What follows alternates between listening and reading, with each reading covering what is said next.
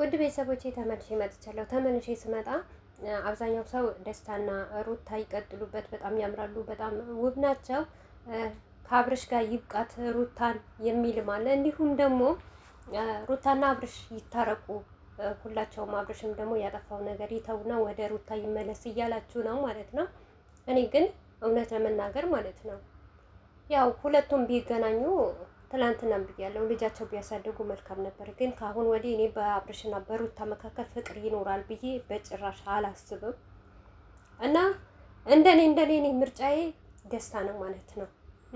ምንም ቢሆን በቃ የሆነ አላቅም፣ አዲስ ህይወት መጀመር አለባት። እንግዲህ ትላንትና አብርሽ እንዳለ ለኦዲየንስም ይቅርታ ጠይቋል። ተፋተናል፣ ተለያይተናል፣ እኔ እና እሷ የራሴን ህይወት ጀምሬያለሁ ብሏል እሱ ማለት ነው።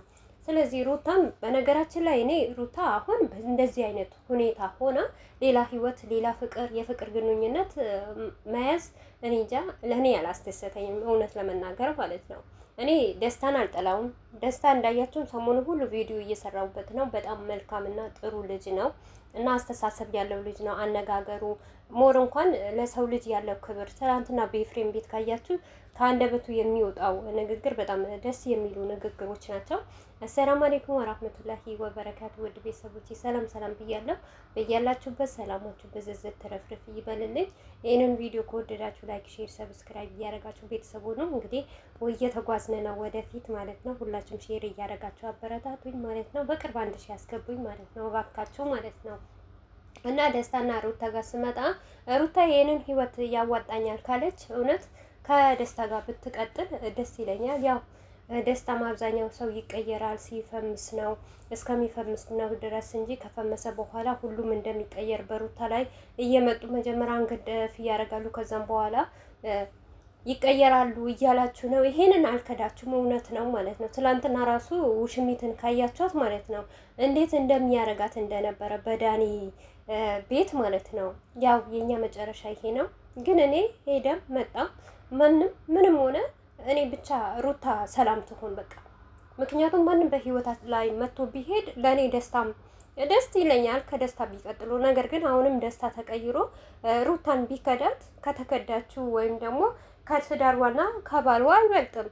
ምክንያቱም በዚህም ጊዜ ያንን ሁኔታ ሩታ እኔ እንጃ አላቅም ከደስታ ጋር ብትሆን የሚያስደስታት ከሆነ እኛም ደግሞ ያስደስተናል። የሚያስደስተን ነገር ምንድን ነው? የሩታ ኦዲየንሶች የምንፈልገው ያው ሩታ አልቅሳ እንዳትመጣ እንዳይደብራት፣ እዛም እየሄደች ደግሞ ከአብርሽ ጋር እንዳትጨቃጨቅ ነው እንጂ በአሁኑ ሰዓት እኔ እንጃ ለሩታ ህይወት የሚያስፈልጋት ወይም ደግሞ የፍቅር ጊዜ የሚያስፈልጋት ጊዜ አይደለም። ራሷ ማዳመጥ አለባት፣ ራሷ ማየት አለባት። የበፊቱ ትዳሬ እንዴት ነበር የተበተነው? ምን አይነትስ ዋጋ ከፍዬለት ነበረ? ደስታስ ነገ ሲያድግ ሲለወጥ ምን አክል ለእኔ ስሜት ይኖረዋል? ለምንስ እንደዚህ በሩጫ ፈለገ ብላ ቁጭ ብላ አስባ ብታወርድበት ደስ ይለኛል። አይም ደግሞ ካለች እኔ ወደ አብርሽ ጋር ትመለስ አልልም። በጣም ይቅርታ አድርጉልኝ ነው ማለት ነው። እና ከደስታ ጋር ብትቀጥል ደስ ይለኛል። ደስታና ሩታ ደግሞ አሁን በጣም ሰው እየወደዳቸው ነው። አሪፍ ሁኔታ ነው ያሉት ማለት ነው። ያው አብዛኛው ሰው ደስታ ካልተቀየረ ትልቅ ደረጃ ይደርሳል እያላችሁ ነው በኮሜንት። በጣም አሪፍ ኮሜንት የምትጽፉ ልጆች አላችሁ። እውነት እጃችሁን ይባረክ ማለት ነው። በእናንተ ራሱ እኔ አንዳንድ በጣም ትምህርት የሚወስድበት ኮሜንት አለ ማለት ነው።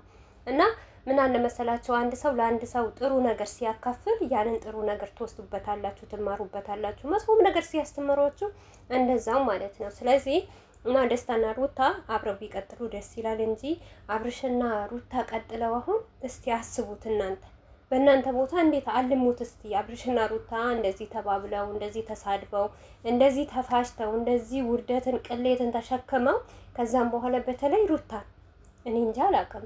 ሩታውን እሺ ብላ ትቀበለዋለች ለአብርሽ? እኔ እንጃ ብቻ። ለማንኛውም አንድም ከሆኑ ደስ ይለናል፣ ካልሆኑም ግን ጭቅጭቃቸውና የሩታ ደስታ ነው የምንፈልገው እኛ። የእነሱ በዚህ ወጣ በዚህ ገባ ሳይሆን ብቻ ሩታዬ ከደስታ ጋር ብትሆን ደስ ይለኛል እኔ ማለት ነው። ትስቃለች፣ ትዝናናለች፣ ትጫወታለች እና እዛ ጋር ስትሄድ ደግሞ ትሰበራለች። እንዳያቸዋት እንባ ይናነቃታል። የሆነ የተሰበረችው ነገር እያስታወሰች ይሆናል አቅም በቃ ባህሪዋ ሁሉ ጸባይዋ ሁሉ ይቀየራል። ከደስታ ጋር ግን አሪፍ ነገር እያሳለፉ ነው። ምክንያቱም እሱ እንኳን የሆነ ነገር ቢያጠፋ ይቅርታ እያላት እያባበላ፣ ሴት ልጅ በተፈጥሮዋ እሽሩሩ ማለት ትወዳለች። ይህ ባህላችን ነው። ለምን እንደሆነ አላውቅም። ብቻ ልጅ ሴት ልጅ ሲከፋት አለማየት ነው የምንፈልገው። በተለይ ሩታዬ እንዳይከፋት ከሚያስደስታት ሰው ጋር መኖር ትችላለች። ነገር ግን አብርሽ የሚባል ነገር በቃ አብርሽ እኮ ከአንድ ሁለትም ተናግረዋል። ከህይወት ይወጣለች የለችም ብለዋል። አሁን ደግሞ ከደስታ ጋር አሪፍ ህይወት አይ ደስታም ከዚህ ሁኔታዋ ከልጅዋ ጋር እና ባሏ ፈቷታል እኔ እቀበላታለሁ ካለ ያው ደስታ እንደምታውቁት ቪዲዮ ላይ እንደሚያወራ ከሆነ ደስተኛ ነኝ እኔ በሩታ እያለ ነው። ለማንኛውም ውድ ቤተሰቦች የነበረን ቆይታ ይሄንን ይመስላል። በቀጣይ እስከምንገናኝ ባይ ባይ።